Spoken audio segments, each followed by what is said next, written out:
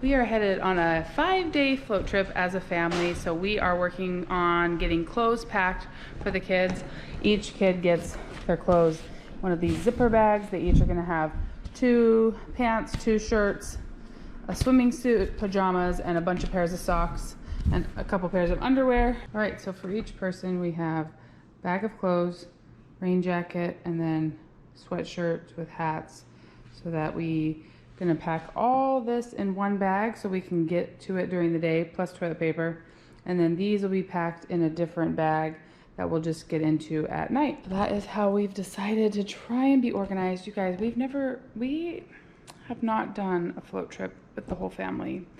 It's been a long time. We did several float trips when I was pregnant and before we had kids. And then we had, we've had some float trips where we just went for the day. And we've also had float trips like Mark and his parents and my dad took Hunter when he was like 5 or 6. But we have not done something like this. So it feels kind of exciting, feels a little overwhelming, but I think we're getting our stuff to where it needs to be. What I have been doing tonight is every time I think of something that I need to remember to look for or pack, I just add it to my list. And then on the other side, I've got my food list, which is really messy, but that's how I take care of it. I write all my food on the top and then my shopping list plus packing list on the bottom. So anyways, we're just making sure we're crossing things off and getting the things that we need to. And anytime I think of anything that I'm like, oh, I need to think about that, or I'll just add it to the list. And that way I don't have to like remember all the things. I'll take you down to the garage really quick and show you all the stuff Mark has packed. So everything that you don't want to get wet has to be in a dry bag. So these are dry bags. You fold them down and you buckle them and cinch them really tight so that when water splashes, it doesn't get on it. So we have one full of our tent, sleeping bags, sleeping pads. Then these are called action packers. That's where we have all of our food. And I'll be showing you the food as we go. One thing that I did that I think is gonna be really helpful is, let me get it out. For each day's snacks, I packed a gallon-sized Ziploc bag and packed enough snacks for all of us for that day. So this has 6 granola bars, some pistachios, some trail mix, a bunch of fruit leathers, and then some drink mixes, some Crystal Light Pure. Anyway, so they all have a little bit of different stuff in them. A lot of them have like apple sauces. I know it's a lot of packaged stuff, but we just needed something simple. And each day we'll pull out one of these bags. That way the kids won't be like eating all the snacks in one day. So I think that's gonna go really well. So I have 5-day trip. I have 5 of these type of bags in this action packer, which I'm really excited about. That'll work out. Then we have some other treats that'll just be like for everyone to share. Like one day everybody can choose a chocolate bar and we can have some high chews. So this is the frame of our boat. The boat is over there rolled up. It's the orange thing. We'll blow it up when we get to the river. We'll just put it in back of the party van. Over here we have a bunch of waders. That's what we'll be wearing every day to keep us dry. And then we have a big pile of life jackets. Everybody has a life jacket. And then we have this awesome contraption. This is a potty bucket.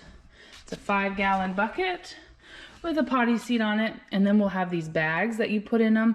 Pretty much it's like kitty litter in a bag, and then you roll it up really tight so that you can use the bathroom while you're on the river and not leave a bunch of nasty stuff behind for all the other people coming behind you. So real exciting stuff. Potty bucket. Oh, good, I needed another water bottle. Add that to my pile of water bottles.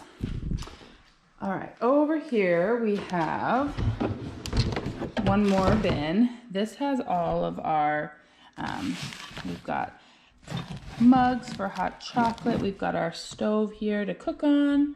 We have some pots and pans. We have a hatchet, bug spray, a quick drying towel, some first aid. This is just some pots and pans and some fuel to cook. All right, so it is Sunday night. We are leaving Tuesday night after Mark comes home from work. So tonight we're trying to have things staged in the garage. Monday night, we want to get everything packed in the car. Tuesday, Mark is going to work. We'll wrap up any last minute stuff around here, and then we will take off Tuesday night when Mark gets home from work. That's our timeline. I don't feel like we have too much stuff left to do. Famous last words. I have a few things on a shopping list, but I feel like we're doing really well. We used our time well this weekend to get prepped so that we're not feeling really overwhelmed. When people ask us how we survive winters in Alaska, this right here is how we survive winters in Alaska. You might notice during the summer, we go. And then in the fall, it's hunting season. So that is a lot of work. And then come winter, we're ready to relax a little bit. It's the gosh darn truth. We just are so tired. By the time winter comes around, we're like, oh, we have a television. We should watch a show. We should find some movies that we haven't seen. Because we just don't do any of that in the summertime. The boys watch a little bit of TV, you know, have some computer time, but Mark and I, we're always prepping for the next adventure, or, you know, just meeting up with friends, going to the lake, just not a lot of downtime. So this summer has been particularly back-to-back crazy, but we have had so much fun. All right, it's Monday night. It's time to get down to business. Mark has been packing the van. We ended up having to take out the full back so that we could fit the raft frame in without taking it apart. But that'll save us a lot of time when we get to the river. So it's getting full. We are leaving tomorrow night after Mark gets home from work. So hopefully tonight everything will be packed, loaded, ready to go. Tomorrow we can just kind of clean the house, get things organized that are not trip related, and then leave tomorrow night when he gets home. We are T-minus probably 1 hour till leaving for the Gulkana.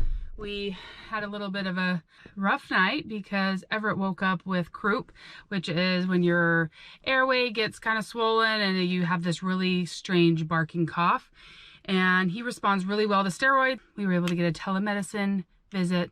They ordered the steroids. We weren't able to do it till 2 o'clock this afternoon. So I'm headed to go pick up his prescription, and then Mark should be on his way home. We're gonna eat some dinner really quick and then hit the road. All right, I picked up the meds. Gonna give him to this little guy so he doesn't have such a bad cough tonight. Now we're just waiting for Dad to get home. I just want my food. Oh, I know, I'm gonna get you some food because you have to, it says take medication with food. So all the food that didn't need to be refrigerated is already in the van in those action packers. Now everything that we're taking that did need to be refrigerated, earlier today, I gathered it all together.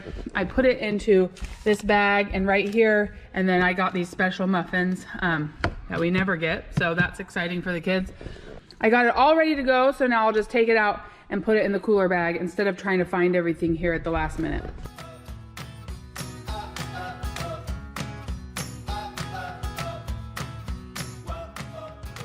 All right, Mark just got home, filled up my water cup for the drive, starting the dishwasher because there's nothing worse than coming home to dirty dishes. I can say that from experience, unfortunately. Stinky. This is going to be for I have snackies. Okay, come get in your seat. All right, here is the final back of the van. Not too bad for having a whole boat and motor. Got some brownies there for Weston's real birthday.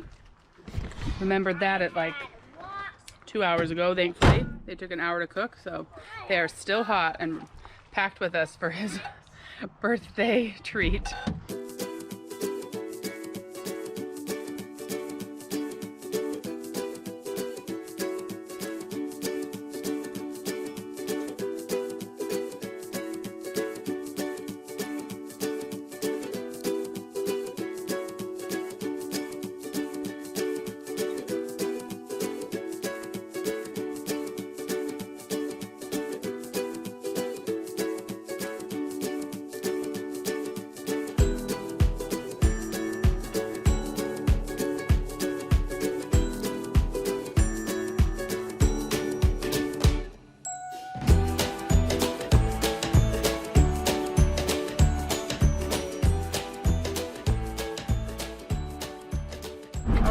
place that gets a lot of snow. So they have these things along the side of the road to make sure that the plow trucks can know where the road is supposed to be. Little, what would you call those? Looks like little goalposts. All right, we are about almost 4 hours into our drive. We hit some construction, so we had to stop for a second. And it's down to 1 lane, but luckily it's not too busy. It's a Wednesday night or Tuesday night, so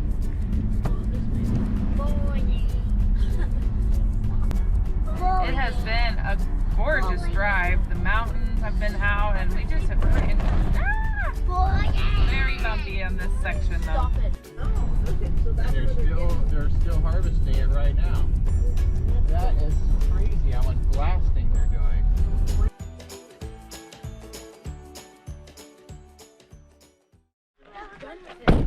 All right, it's about 10:25. We made it to Paxson Lake. I can't really, let's see, can I see the lake from here? Maybe just a little bit. Through those trees is the lake. That is where we will put in the boats tomorrow morning. We're just gonna camp here tonight, and then we have to cross the lake early in the morning before you get a headwind. So.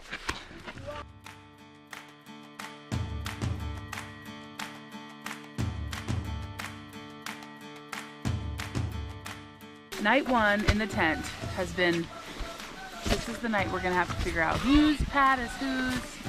We're having to figure out the tent we haven't put up in a while.